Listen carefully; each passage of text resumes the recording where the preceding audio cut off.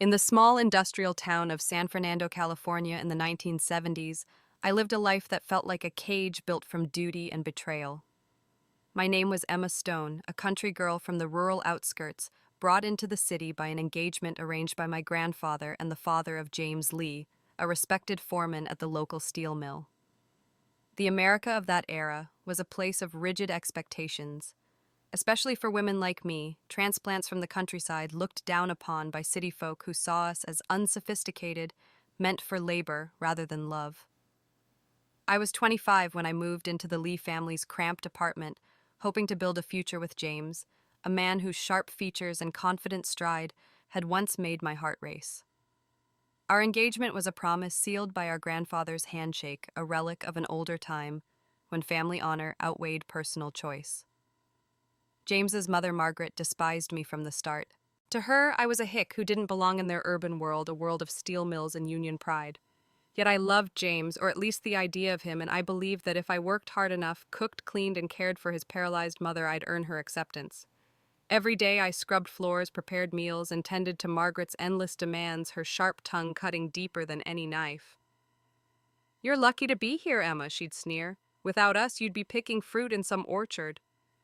I swallowed her words, thinking love required sacrifice. Then came the San Fernando earthquake of 1975, a disaster that shook our town to its core. Buildings crumbled, streets split, and lives were upended. I was trapped in the rubble of our apartment complex, my legs pinned under debris, my breath shallow with panic. James, leading a rescue team from the steel mill, heard my cries. He dug through the wreckage, his hands bleeding, and pulled me free. But in saving me, he left behind his childhood sweetheart, Grace Summers, a delicate artist who lived nearby. Grace was trapped longer, and when she was finally rescued, her right hand was crushed beyond repair. She'd never hold a paintbrush again, her dreams of becoming a renowned painter shattered. James's guilt was a tidal wave. He funneled most of his salary to Grace, paying her medical bills and therapy. Worse, he insisted we take in Grace's mother, Helen, who needed constant care after a stroke. I became their nursemaid, juggling two older women while James grew distant. My days blurred into a cycle of feeding, bathing, and cleaning my body, aching, my spirit fraying. By my early 40s, my hair had turned gray, my reflection a stranger's. I told myself it was my duty, that gratitude for James's rescue bound me to this life. But deep down, I knew I was losing myself, my dreams of becoming a nurse buried under their needs. One rainy afternoon, I returned home early from the market, my arms heavy with groceries. As I climbed the stairwell, I heard murmurs from the landing above. Peeking through the door, I saw James and Grace, their arms entwined, their voices soft with affection. "I've always loved you," Grace whispered. James nodded, his eyes tender. "I'll make it right, Grace." The words pierced me sharper than any physical blow. My sacrifices, my years of service were nothing to them. I was a convenience, a servant to their love story. Rage surged through me, hot and uncontrollable. I burst through the door, screaming, "You liars!" My hand flew before I could think, slapping Grace across the face. Her cheek reddened, but her eyes gleamed with defiance. James stepped between us, his face twisted with anger. "Emma, how dare you!" he shouted, shielding Grace as if I were the villain. Before I could respond, my son Peter, barely 16, charged in. His face, so like his father's, was contorted with rage. "You evil woman," he yelled, shoving me with all his strength. I stumbled backward, my foot catching the edge of the stairs. The world tilted, and I fell tumbling down the concrete steps. Pain exploded in my skull as it cracked against the floor. Blood pooled around me, warm and sticky, as my vision dimmed. Grace's smirk was the last thing I saw, her uninjured hand flexing mockingly. James and Peter stood above me, their faces cold, as if my death were a relief. In that moment, I realized I'd been a fool chained by gratitude to a family that despised me. As darkness claimed me, a strange warmth pulsed through my fading consciousness, like a whisper of something greater, fate perhaps, or a force beyond my understanding, offering me a chance to rewrite my story. My last thought was a vow I'd choose myself if I could live again. My eyes snapped open, dust choking my throat, the weight of rubble pressing against my chest. I was back in the ruins of the 1975 San Fernando earthquake, the air thick with the acrid smell of broken concrete and twisted metal. My heart pounded as memories of my past life flooded in James Lee's betrayal. Grace Summers' smirk, my son Peter's shove, and the cold stairwell where my life ended. but now a strange warmth pulsed through me like a gentle hand guiding me forward. It felt like fate, or perhaps some cosmic force had seen my sacrifices and granted me a second chance to rewrite my story. I wasn't the same Emma Stone who'd died a broken woman. This time I'd choose myself. In my past life, I'd been a servant to James's family trapped in their cramped apartment in San Fernando's working-class district. The 1970s were a tough time for women like me, rural transplants in a town dominated by the steel mill's clanging rhythm and rigid social hierarchy. City folks like James's mother, Margaret, saw me as lesser a country girl unfit for their world. I'd spent years caring for Margaret, paralyzed after a fall, and Grace's mother, Helen, whose stroke left her dependent. I cooked, cleaned, and bathed them, my dreams of nursing school buried under their demands. My hands were calloused, my spirit worn thin, but I'd believed it was my duty, my repayment for James saving me during the quake. Now reborn in that exact moment of chaos, I knew better. The ground trembled with aftershocks, and I heard voices in the distance, rescue teams shouting for survivors. My instinct was to call out to repeat the past and let James pull me free. But the memory of his affair with Grace, their tender whispers while I slaved away, stopped me cold. I pressed my hands over my mouth, silencing the cry that had once saved me, but chained me to a life of misery. I wouldn't let James be my hero again. The darkness of the rubble felt safer than the betrayal waiting beyond it. I lay still, my breath shallow, as James's voice echoed through the ruins. Grace. Grace, he called his desperation sharp. He was leading a team from the steel mill searching for survivors, but his focus was clear: Grace, always Grace. My heart twisted, not with love, but with the sting of my own blindness. How had I ignored their affair for so long? I'd seen the glances, the late-night visits James claimed were out of guilt. I told myself it was my role to endure, to be grateful. But gratitude had been a trap, a chain forged by their manipulation. As James's team moved on, their footsteps fading, I felt relief. I was invisible to him now, and that was freedom. Half an hour later, another voice broke through the silence, warm and steady. Anyone there? Call out if you're alive. It was unfamiliar, not James's clipped tone. My survival instinct surged, overriding my fear. Help, I'm here! I shouted, my voice hoarse but fierce. The rubble shifted above me and light pierced the darkness. Strong hands pulled debris away and a face appeared. Kind eyes, a dirt-streaked jaw, and a National Guard uniform. Don't be afraid, he said, his voice a lifeline. We've got you. His name was Kevin Jones, a soldier with the rescue unit led by Captain DuPont. He carried me to safety, his arms steady, his presence starkly contrasting James's indifference. As I was loaded onto a stretcher, the world spinning from exhaustion and shock, I reflected on my past life.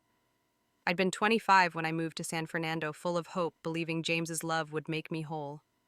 But his family's disdain and Grace's manipulations had eroded me. I'd given everything, my youth dreams and health, to people who saw me as a servant. The warmth I'd felt in the rubble lingered, a reminder that this rebirth was a gift. I didn't know why or how it happened, but I knew one thing: I wouldn't waste it. I closed my eyes, the hospital's antiseptic smell replacing the dust, and made a silent vow. This life would be mine, would be. The hospital's fluorescent lights buzzed overhead as I lay in a cot. My body bruised but alive, saved by Kevin Jones and his National Guard unit during the 1975 San Fernando earthquake. The warmth that had pulsed through me in the rubble, that mysterious force granting me a second chance, still lingered in my chest, urging me to rewrite my fate. In my past life, I'd been Emma Stone, the dutiful fiancé of James Lee, a steel mill foreman who'd rescued me only to betray me with his childhood sweetheart, Grace Summers. I'd spent years caring for his paralyzed mother, Margaret, and Grace's stroke-ridden mother, Helen, while they carried on an affair behind my back. Now reborn on the quake day, I was determined to see the truth I'd once ignored. San Fernando was a town of stark divides. In the 1970s, factory workers like James held status, while rural transplants like me were dismissed as outsiders. Women were expected to serve to keep homes running while men climbed the industrial ladder. I'd internalized that role, believing my sacrifices for James's family proved my worth. But as I rested in the hospital, the memories of my death falling down the stairwell, betrayed by James and my son Peter, burned in my mind. I wasn't that woman anymore. The cosmic gift of rebirth had opened my eyes, and I vowed to confront the lies that had chained me. Discharged from the hospital, I dragged my aching body through the quake-ravaged streets, clutching a bag of groceries for Margaret's dinner. The town was a mess, cracked sidewalks, collapsed storefronts, and families huddled in shelters. I climbed the stairwell of our apartment complex, the same one where I died in my past life when hushed voices stopped me cold. James, when will you divorce her? A woman pleaded, her tone intimate. Be patient, Grace James replied softly. Emma's taking care of our mothers. I can't leave her yet. My heart lurched. I peeked through the stairwell door and saw them, James and Grace, their arms entwined, their gazes tender with love. They looked at each other as if I were the burden, my caregiving a convenient excuse for their affair. The sight shattered something inside me. In my past life, I'd ignored their lingering touches, their late-night whispers, convincing myself it was guilt over Grace's injury. But now the truth was undeniable. They'd exploited my labor, my love, my life while plotting behind my back. Rage surged hot and blinding, fueled by years of suppressed pain. I kicked the stairwell door open, the bang echoing like a gunshot. James Lee. Grace Summers, you're shameless, I shouted, hurling the grocery bag at them. Cans and apples were scattered across the floor. James flinched, stepping in front of Grace. Emma Stone, what the hell are you doing? He yelled, his face red with shock. Grace, her delicate features twisting into a pitiful mask, stepped forward. Emma, you called for James during the quake, she said, her voice dripping with false sweetness. He's only helping me out of guilt for my hand. The lie was a knife to my chest. I knew now that her injury was a fiction in this timeline, a manipulation to keep James tethered to her. My hand flew before I could think, slapping her across the face. The sharp crack silenced the stairwell. Grace stumbled back, clutching her cheek, but her eyes gleamed with defiance, not pain. James grabbed her, protectively glaring at me like I was the villain. Emma, how dare you? He barked. I trembled, not with fear, but with the weight of my awakening. You dare talk about guilt, I spat. I slaved for your mother, for Grace's mother, while you two carried on like I was nothing. I'm done being your servant. My voice shook, but it was steady with resolve. I saw myself clearly now, a woman who'd given everything only to be discarded. The warmth of my rebirth pulsed stronger, as if fate cheered me on. James's face hardened, but before he could retort, I turned away, my heart pounding with fury and liberation. This confrontation wasn't just about them, but about reclaiming the life they'd stolen from me. The stairwell confrontation with James Lee and Grace Summers burned in my mind, their betrayal laid bare in their tender embrace and callous words. I, Emma Stone, had just slapped Grace, my rage a wildfire fueled by years of sacrifice for James's family and Grace's mother in 1970s San Fernando, California. The town, still reeling from the 1975 earthquake, was a fractured place, where factory workers like James held sway, while rural women like me were expected to serve in silence. But I was no longer the naive country girl who'd endured their scorn. The mysterious warmth of my rebirth, a cosmic gift that had returned me to the quake's rubble, urged me to break free. As James shielded Grace, snarling, Emma, how dare you, my son Peter, only 16, burst through the stairwell door. His face, a mirror of his father's, twisted with fury. You evil woman, he shouted, shoving me with a force that belied his youth. How dare you hurt Mommy Grace? The betrayal cut deeper than any wound, my own son choosing his father's mistress over me. I stumbled, my foot catching the stair's edge. The world spun as I tumbled down the concrete steps, each impact a jolt of pain. My skull cracked against the floor, blood pooling warm and sticky beneath me. Grace stood above, smirking, her right hand flexing mockingly, uninjured in this timeline. James and Peter loomed, their faces cold, as if my death were a relief. She deserved it, Grace said. She owed me for the quake. Darkness closed in, but that same warmth enveloped me like a gentle hand from some unseen force. It felt like fate or a karmic balance granting me another chance to right my wrongs. My consciousness flickered and then light. I awoke again in the quake's rubble, the air thick with dust, my body pinned under debris. It was 1975, once more the day of the San Fernando earthquake. The cosmic force had given me a second rebirth, a rare opportunity to rewrite my destiny. My heart pounded with fear and resolve. In my first reborn life, I'd confronted James and Grace only to die again. This time, I'd make a different choice. The ground trembled with aftershocks and voices echoed through the ruins. Grace. Grace James called, leading his steel mill rescue team. In my past lives, his rescue had chained me to a life of servitude, his guilt over Grace's supposed injury fueling their affair. I pressed my hands over my mouth, silencing the cry that had once summoned him. My chest ached with the weight of that decision to let him pass, to choose my own survival over his false heroism. His footsteps faded, and I exhaled a mix of terror and triumph. I was invisible to him now, free from his control. Minutes stretched into eternity, the rubble's weight pressing my resolve. Then another voice broke the silence, warm and steady. "Anyone there? Call out." It wasn't James. My survival instinct surged, overriding the fear of repeating my past. "Help, I'm here!" I shouted, my voice raw but fierce. The rubble shifted and light pierced the darkness. A National Guard soldier, his uniform caked in dust, reached for me. "Don't be afraid," he said, his kind eyes locking with mine. "We've got you." His name was Kevin Jones, and he was part of Captain DuPont's rescue unit. He pulled me free, his arms strong yet gentle, contrasting with James's calculated rescue. As he carried me to safety, I felt the warmth of my rebirth pulse stronger, as if fate approved my choice. In the ambulance, my body bruised but alive, I reflected on my past lives. I'd been 25, full of hope when I moved to San Fernando to marry James. I'd endured his mother's disdain, believing love meant sacrifice. But their affair, their manipulation had stolen my youth. The 1970s expected women like me to serve to fade into the background of men's ambitions. Yet this double rebirth was a gift, a chance to reclaim my life. As the hospital loomed, I vowed never to let gratitude chain me again. Kevin's face, etched with genuine care, lingered in my mind. This time, I'd write a new story. The hospital ward in San Fernando, California, buzzed with the chaos of the 1975 earthquake's aftermath. I, Emma Stone, lay in a narrow cot, my body sore from being pulled from the rubble by Kevin Jones, a National Guard soldier whose kindness contrasted sharply with the betrayal I'd endured in my past lives. Twice now I'd been reborn on that fateful day, the warmth of some cosmic force, granting me a chance to rewrite my story. In my first life, I'd been the dutiful fiancé of James Lee, a steel mill foreman, who saved me only to betray me with his childhood sweetheart, Grace Summers. I'd slaved for his paralyzed mother, Margaret, and Grace's stroke-afflicted mother, Helen, while they carried on an affair. My second life ended in a stairwell, killed by my son Peter's shove after confronting their deceit. Now, in this third chance, I'd chosen silence in the rubble, letting James pass to rescue Grace, freeing myself from his false heroism. San Fernando in the 1970s was a town of rigid roles where women like me, rural transplants with no formal education, were expected to serve quietly, supporting men like James, who held power in the steel mill's hierarchy. I'd once believed my sacrifices for his family proved my worth, but the memory of my deaths burned away that illusion. Lying in the hospital, I traced the scars of my past lives, not on my body but in my soul.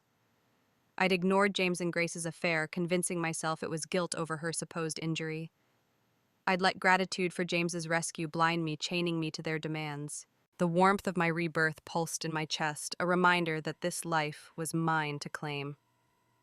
Grace entered the ward as I sipped water from a plastic cup, her delicate frame and soft curls a mask of innocence. "Emma," she said with fake sweetness, "I'm traumatized from the quake. I need your bed." Her voice dripped with manipulation, the same tone she'd used to justify her affair. James followed his foreman's swagger intact. "Make something nice for Grace to eat," he ordered. "She needs better nutrition." Their words echoed my past life when I'd cooked and cared for their mothers, while they whispered their love in secret. My blood boiled, not just at their audacity, but at my past compliance. I'd been their servant, my dreams of nursing school buried under their needs. "No," I said, my voice steady despite the tremor in my hands. "I'm not Grace's mother, and I'm definitely not yours. Stop pretending you're saints at my bedside." I grabbed the glass from my bedside table and flung it at James's face. It shattered against the wall, water splashing his shirt. The ward fell silent, nurses and patients staring. Grace gasped, clutching her chest, but her eyes gleamed with calculation. James's face reddened. "Emma Stone, how dare you insult Grace?" he barked, stepping toward me. I stood, ignoring the ache in my legs. "Insult her," I sneered. "You two have been using me for years, sneaking around while I slaved for your families. I'm done." My voice rose, carrying the weight of 2 lifetimes of pain. I saw myself clearly now, a woman who'd given everything only to be discarded. The 1970s expected me to bow to serve men like James and women like Grace who played the victim. But the cosmic force that brought me back hadn't done so to repeat that cycle. It was a call to break free, to reclaim my worth. James's eyes narrowed, his authority challenged in front of strangers. "You're ungrateful," he spat. "I saved your life." I laughed, a bitter sound that startled even me. "You saved me to trap me, James. Get out. If I see you again, I'll make sure everyone in this town knows what you've done." Grace's face paled, but she said nothing, her silence a confession. They turned and left James muttering under his breath. I collapsed back onto the cot, dizzy but exhilarated. For the first time, I felt my past lives' chains loosen. Reflecting quietly, I realized how deeply I'd internalized their manipulation. I'd believed love meant enduring Margaret's scorn, Helen's demands, and James's indifference. I'd ignored their affair, hoping my sacrifices would earn their approval. But Emma was gone. The warmth of my rebirth surged a promise that I could forge a new path. Kevin's kind eyes flashed in my mind as I stared at the cracked ceiling. He'd saved me without expecting anything in return. This life, I vowed, would be defined by my choices, not their lies. The temporary shelter in San Fernando, California, was a maze of cots and weary faces, a makeshift haven for those displaced by the 1975 earthquake. I, Emma Stone, sat on a thin mattress, my body still aching from the rubble that had nearly claimed me. Twice reborn by a mysterious cosmic force, I carried the scars of my past lives, betrayed by my fiancé James Lee and his childhood sweetheart Grace Summers, killed by my son Peter's shove after confronting their affair. In this third life, I'd refused James's rescue, saved instead by Kevin Jones, a National Guard soldier whose kindness sparked hope. My hospital confrontation with James and Grace, where I'd thrown a glass and rejected their manipulative demands, had lit a fire in me. I was no longer the country girl who'd silently served their family. San Fernando in the 1970s was a town of stark contrasts. The steel mill where James worked as a foreman was the heart of the community. Its workers were revered, while rural transplants like me were dismissed as outsiders. Women were expected to uphold homes, not ambitions, and their labor was invisible in the shadow of men's success. I'd once believed my role was to endure, to care for James's paralyzed mother Margaret and Grace's stroke-afflicted mother Helen, to prove my worth. But my rebirths had peeled back that illusion. The warmth that pulsed in my chest, a gift from some unseen force, urged me to reclaim my life. I'd vowed to break free, and fate was testing my resolve. James approached me in the shelter, his foreman's swagger undimmed despite my hospital outburst. "Emma," he said, his voice laced with authority, "Grace's mother needs help. You're my fiancé, it's your responsibility." His words mirror my past lives when I'd slaved for their families, while he and Grace carried on secretly. My blood surged with defiance. I stood meeting his arrogant gaze. "I'm calling off the engagement," I said, each word sharp and deliberate. James laughed, a hollow sound as if I were joking. "What did you say?" "Our engagement, arranged by our grandfathers, was a chain I'd worn willingly at 25 when I'd moved to San Fernando, starry-eyed and in love. I'd endured Margaret's scorn, her sneers of country girl, believing my sacrifices would win her approval. I'd cooked, cleaned, and cared for two older women, my dreams of nursing school buried under their demands. James's father, before his death, had made them honor the engagement, but it was a promise built on obligation, not love. Now I saw it for what it was, a trap. "Say that again, Emma Stone," James demanded, his eyes narrowing. "I'm calling off the engagement," I repeated, my voice steady. The shelter's chatter faded, eyes turning to us. I stepped closer, unflinching. "Please give me the engagement certificate." James smirked, thinking I'd back down, and handed me the worn document, a relic of our grandfather's pact. I took it, my hand steady despite the storm in my chest, and tore it into pieces. The scraps fluttered to the floor like ashes of my old life. "Goodbye, James Lee," I said. "Don't let me see your face again." His smirk vanished, replaced by shock. "You think you can challenge me?" he barked. "If you walk out, you're done as a city woman. You'll be nothing." The threat stung, echoing the 1970s stigma that rural women like me needed men like James to belong in San Fernando. But I was done measuring my worth by their standards. "You're the one ending it," I said, turning away. "Don't shift the blame." As I walked toward the shelter's exit, my bag slung over my shoulder, James called after me. "You'll regret this, Emma." I didn't look back. The warmth of my rebirth surged as if fate itself applauded my courage. Outside, the quake-ravaged town stretched before me, its broken streets a symbol of my own fractured past. I reflected on the girl I'd been so desperate for James's love that I'd endured Margaret's cruelty and Helen's demands. I'd lost myself in their world believing sacrifice was love. But my deaths had taught me otherwise. This life was mine, and I'd build it on my terms. The shelter's noise faded behind me, and for the first time I felt unshackled, ready to forge a path where my value wasn't tied to serving others. The San Fernando sun beat down on the community center, transforming it into a bustling medical relief station after the 1975 earthquake. Emma Stone, had walked away from James Lee, my former fiancé, tearing up our engagement certificate and severing the chains of my past lives. Twice reborn by a mysterious cosmic force, I carried the scars of betrayal, James's affair with Grace Summers, my son Peter's deadly shove, and years spent serving their families, while my dreams of nursing school withered. In this third life, I'd refused James's rescue, saved instead by Kevin Jones, a National Guard soldier, whose kindness sparked hope. My hospital confrontation, where I'd thrown a glass and rejected their manipulative demands, had lit a fire within. Now I stood at the threshold of a new path. San Fernando in the 1970s was a town of stark divides. The steel mill where James worked as a foreman was the community's heartbeat. Its workers were revered, while rural transplants like me were dismissed as outsiders. Women were expected to uphold homes, not ambitions, and their labor was invisible in the shadow of men's success. I'd once believed my sacrifices for James's paralyzed mother Margaret and Grace's stroke-afflicted mother Helen proved my worth. But my rebirths had shattered that illusion. The warmth in my chest, a gift from some unseen force, urged me to find purpose beyond their demands. Joining the medical relief team at the community center felt like fate's calling. Inside the center, cots lined the walls filled with quake victims bandaged, grieving, or clinging to hope. I volunteered without hesitation, my hands steady as I cleaned wounds and distributed supplies. The work was grueling, but filled a void I'd long ignored. For the first time, I wasn't serving out of obligation, but out of choice. As I bandaged a child's arm, I reflected on my past lives. I'd buried my dream of becoming a nurse to care for James's family, believing love meant sacrifice. But love shouldn't erase you. The cosmic force that brought me back wasn't just a second chance, it was a demand to live for myself. One afternoon, a familiar voice called out as I prepared a tray of supplies. "It's you, I almost didn't recognize you with the mask." I turned to see Kevin Jones, the soldier who'd pulled me from the rubble, lying on a cot with a bandaged arm. His kind eyes crinkled with a smile. "I'm Kevin, by the way, National Guard medic." I smiled back, warmth spreading through me. "Thank you for saving me, Kevin." He shrugged modestly. "It was a team effort. I just carried you out."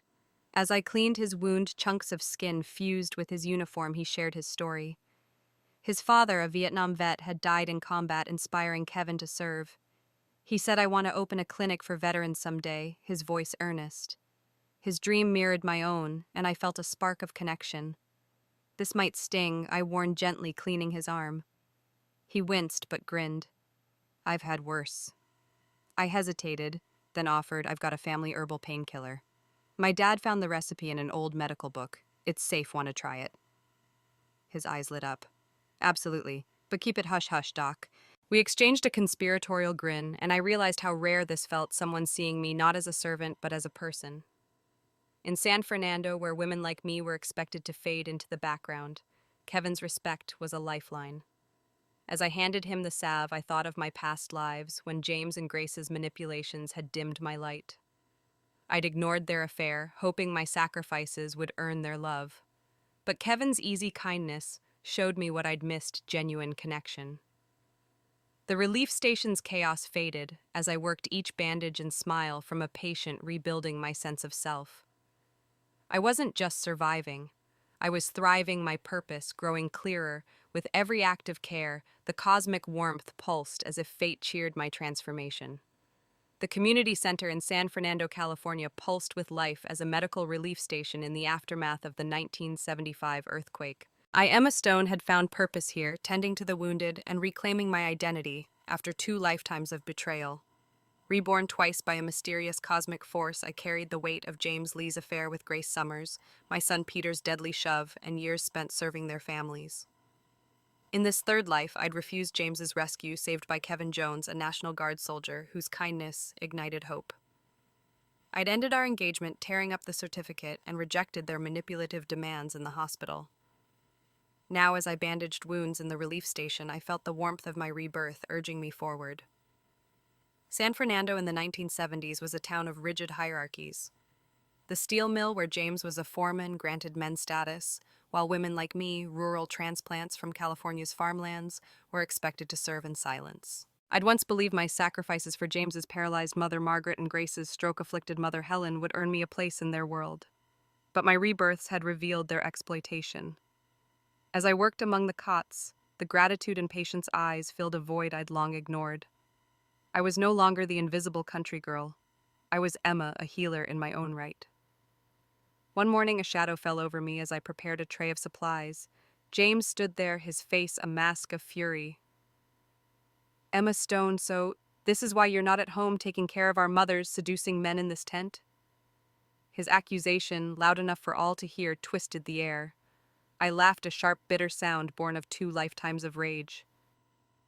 Your mind's filthy, James, I said, stepping forward. I'm helping the man who saved my life. Without hesitation, I slapped him across the face, the crack echoing through the tent. Patients and volunteers froze, eyes wide. James staggered, clutching his cheek. You're unhinged, he shouted. I stood my ground, my voice ice cold. You ignored me in the rubble, screaming for Grace while I called for help. You led your team to save her, not me. Anyone who didn't know better would think you were only out for your childhood sweetheart. The truth spilled out raw and unyielding.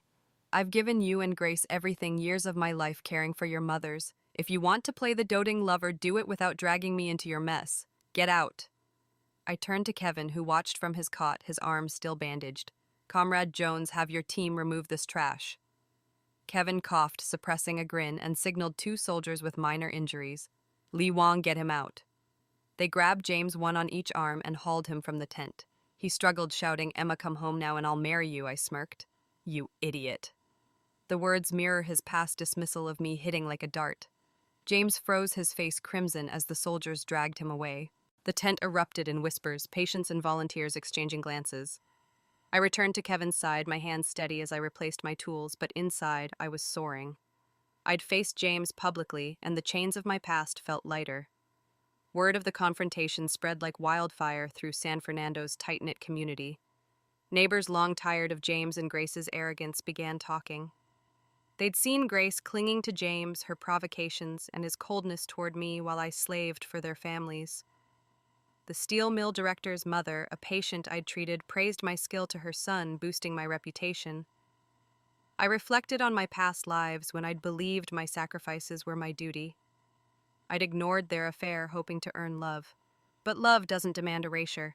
The cosmic warmth pulsed, affirming my strength. Kevin, discharged that day, lingered as I walked him out. He said, you handled that like a pro, Emma, his eyes warm. I smiled. Thanks for the backup. We shared a quiet moment, his presence a reminder of what genuine respect felt like. In a town where women were expected to bow, the community's support, neighbors' whispers, patients' gratitude gave me a new foundation. I wasn't just surviving. I was becoming someone new, someone worthy of the life fate had given me back. The San Fernando Community Center, a lifeline after the 1975 earthquake, had closed its medical relief station. I, Emma Stone, was ready to return to my rural hometown in California's Central Valley. Twice reborn by a mysterious cosmic force, I carried the weight of my past lives, betrayed by my fiancé James Lee and his mistress Grace Summers, killed by my son Peter Shove, and drained by years serving their families. In this third life, I'd refused James's rescue, saved by Kevin Jones, a National Guard soldier, whose kindness rekindled my hope. I'd ended my engagement, confronted James publicly, and found purpose in the relief station. The warmth of my rebirth pulsed in my chest, urging me to build my own life. San Fernando in the 1970s was a world apart from my village, where the steel mill's clang defined status and rural women like me were seen as unfit for city life. I'd once slaved for James's paralyzed mother Margaret and Grace's stroke-afflicted mother Helen, believing my sacrifices would earn their love. But my rebirths had taught me my worth wasn't tied to their approval.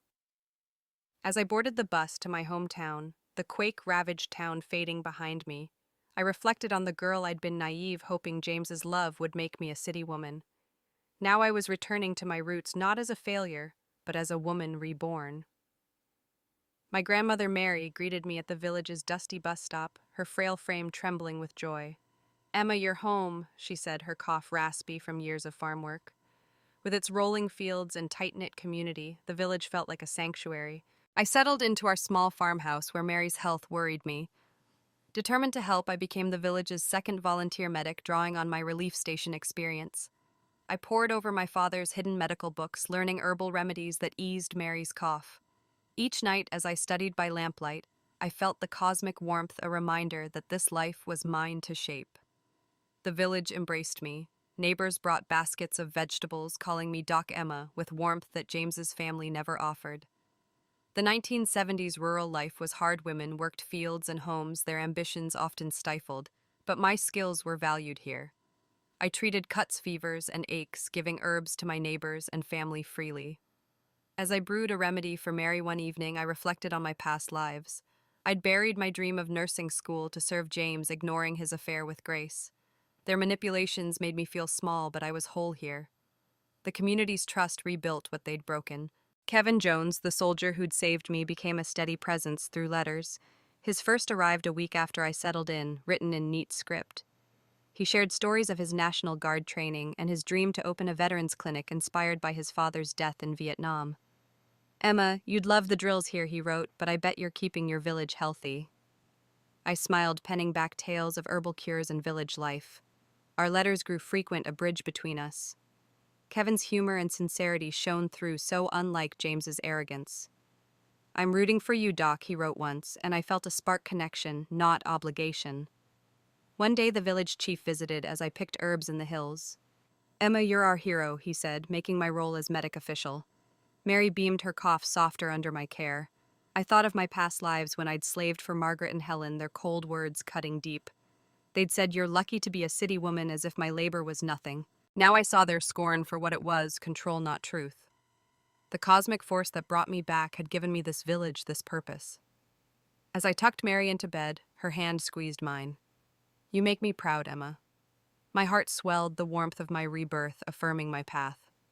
The Central Valley sun cast golden rays over my grandmother's farmhouse, where I, Emma Stone, had found refuge after the 1975 San Fernando earthquake.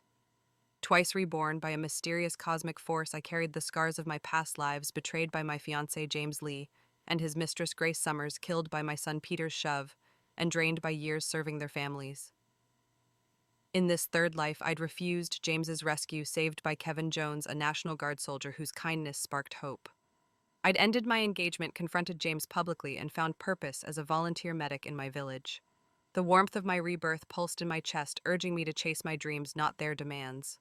Rural California in the 1970s was a world of hard labor where women like me were expected to tend homes and fields, their ambitions often dismissed. I'd once buried my dream of nursing school to serve James's paralyzed mother Margaret and Grace's stroke-afflicted mother Helen, believing it was my duty.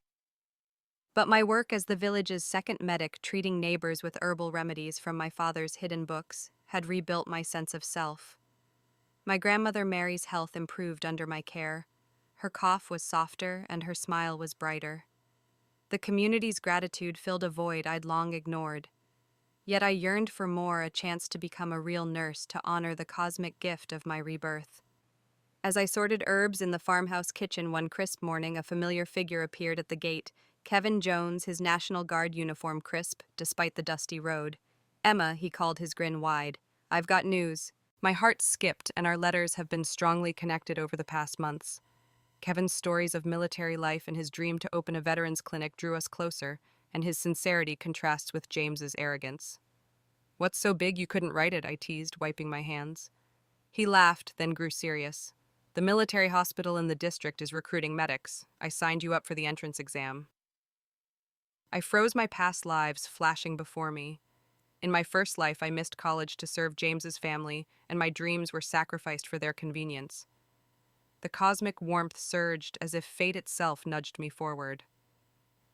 I'm in, I said, my voice firm. Kevin beamed. It's in a few days. I'll pick you up. It's safer if we travel together.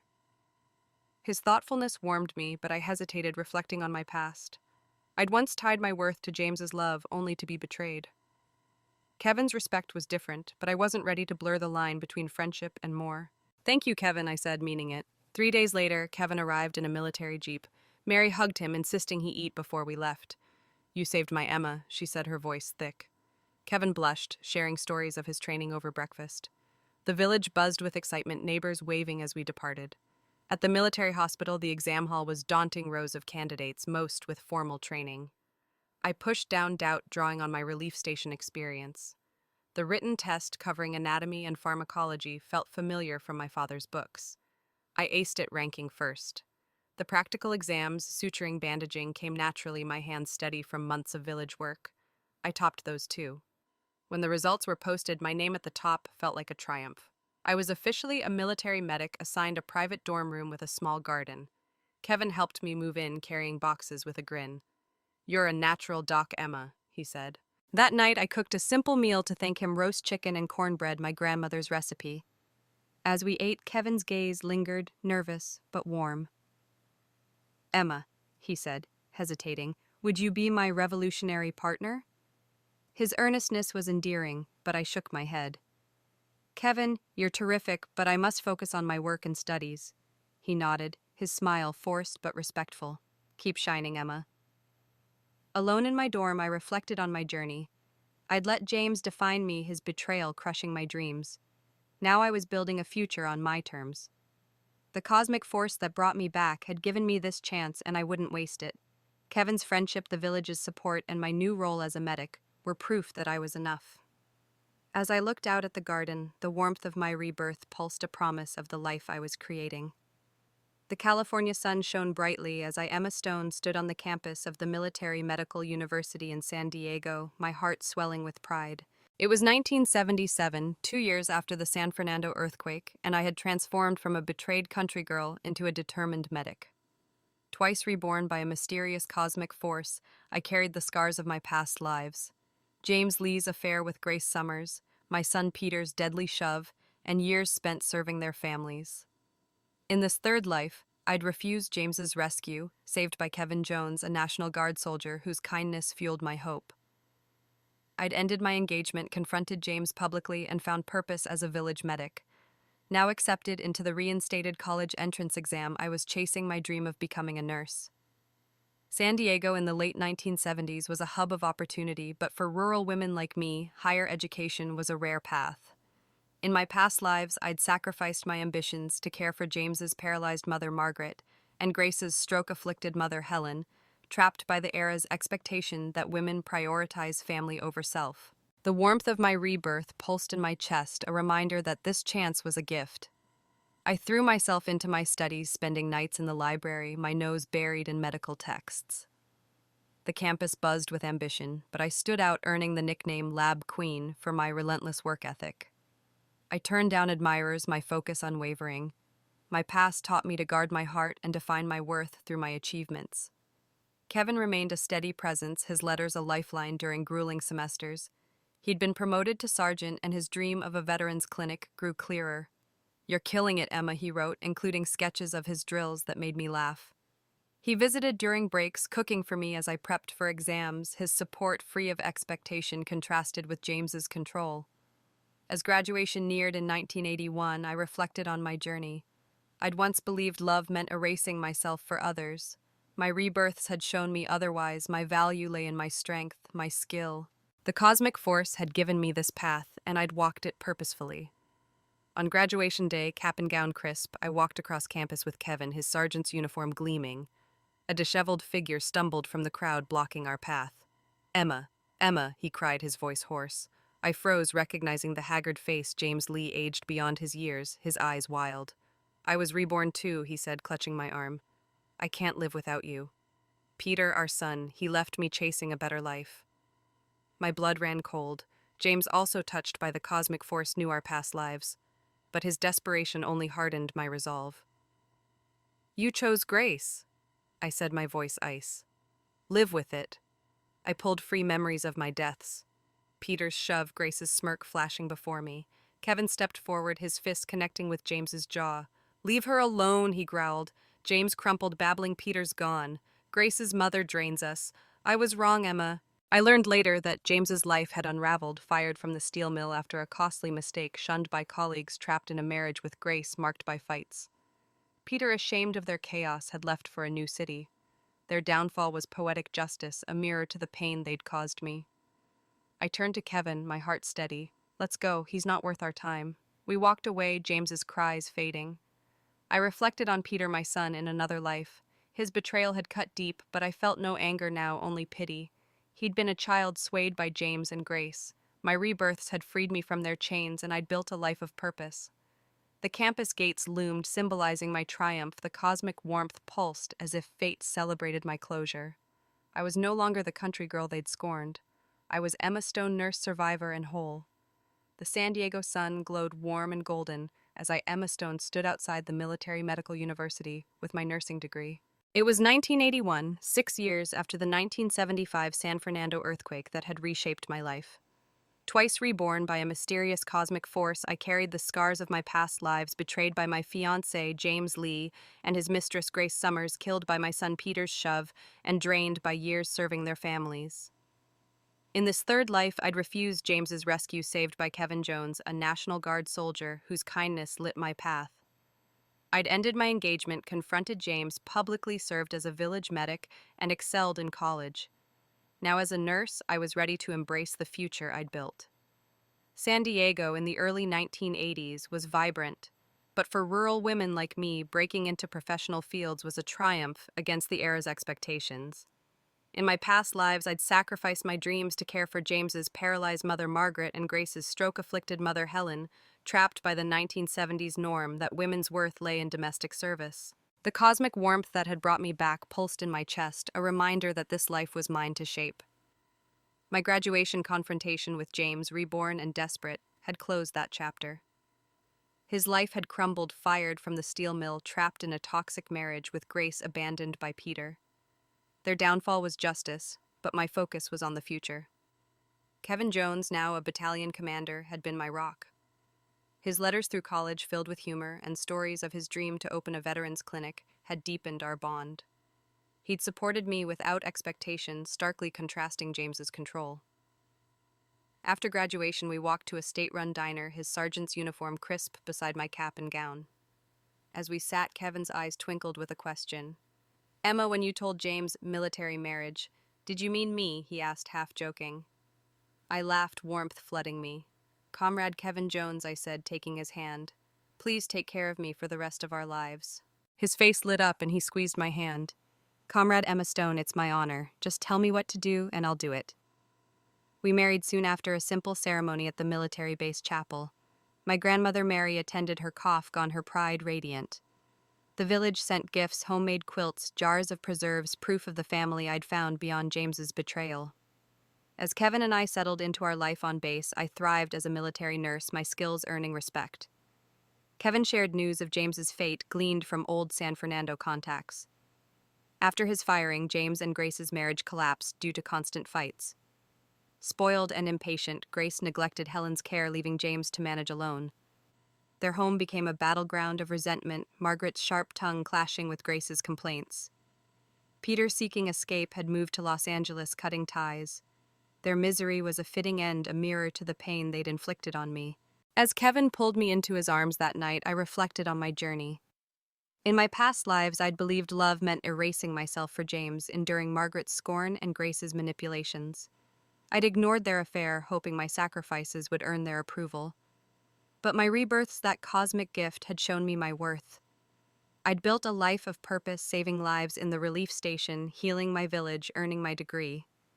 The 1970s had expected women like me to fade, but I'd risen, supported by Kevin's respect and my community's love. The warmth of my rebirth pulsed a final affirmation that I'd chosen right. "What are you thinking about?" Kevin asked, his voice soft. I looked up, smiling. "How many kids should we have?" He laughed, a hearty sound that filled the room. In his embrace, I felt the weight of my past lift completely. James and Grace could rot in their self-made misery. I had found happiness, beautiful, real, and mine. As the San Diego stars shone outside, I knew this life shaped by my hands was just the beginning.